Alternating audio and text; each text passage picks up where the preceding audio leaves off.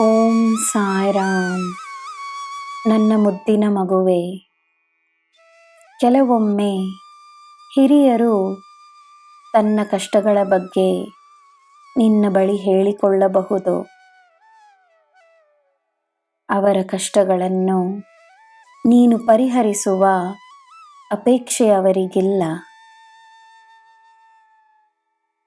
ನಿನ್ನ ನಮ್ರತೆಯಿಂದ, ಪ್ರೀತಿಯಿಂದ ನೀನು ಅವರಿಗೆ ನೀಡುವ ಬೆಂಬಲವೇ ಸಾಕು. ಅವರ ಮಾತುಗಳಿಂದ, ಅವರ ಅನುಭವಗಳಿಂದ ನೀನು ಬಹಳಷ್ಟು ಕಲಿಯಬಹುದು. ನಿನ್ನ ಹಿರಿಯರಲ್ಲಿ ನನ್ನನ್ನು ನೋಡಲು ಪ್ರಯತ್ನಿಸು.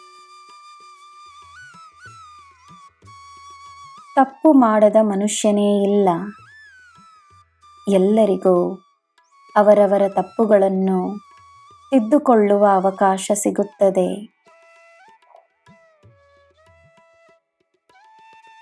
ಆದರೆ ತನ್ನ ತಪ್ಪನ್ನೇ ಒಪ್ಪಿಕೊಳ್ಳದವರು ಪಶ್ಚಾತ್ತಾಪ ಮಾಡುವುದಾದರೂ ಹೇಗೆ? ತನ್ನ ತಪ್ಪನ್ನು ಅರಿತು ಅದನ್ನು ತಿದ್ದುಕೊಳ್ಳುವ ವ್ಯಕ್ತಿಗೆ ದೇವರ ಅನುಗ್ರಹವಿದೆ ಎಂದು ಅರ್ಥ. ಪುಣ್ಯವನ್ನು ಸಂಪಾದಿಸಿಕೊಳ್ಳಲು ಪುಣ್ಯವನ್ನು ಮಾಡಿರಬೇಕು. ನಿನ್ನ ಕರ್ತವ್ಯಗಳನ್ನು ಮಾಡು. ನಿನ್ನ ನಿಯಂತ್ರಣದಲ್ಲಿರುವುದು ನಿನ್ನ ಕರ್ತವ್ಯಗಳು ಮಾತ್ರವೇ.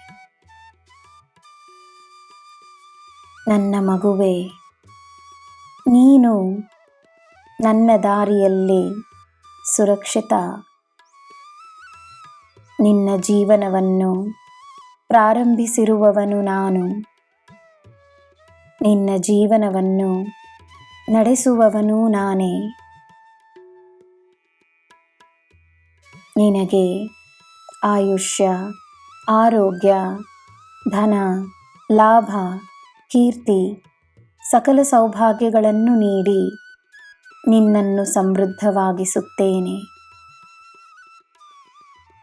ನಿನ್ನ ಸಾಯಪ್ಪನ ಈ ಭರವಸೆಯನ್ನು ಸದಾ ನೆನಪಿಸಿಕೋ. ಧೈರ್ಯವಾಗಿರು. ನಿನಗೆ ಎಲ್ಲ ನೀಡುತ್ತೇನೆ. ನಿನಗೆ ಎಲ್ಲ ಶುಭವೇ. ಜೈ ಸಾಯಿರಾಮ್.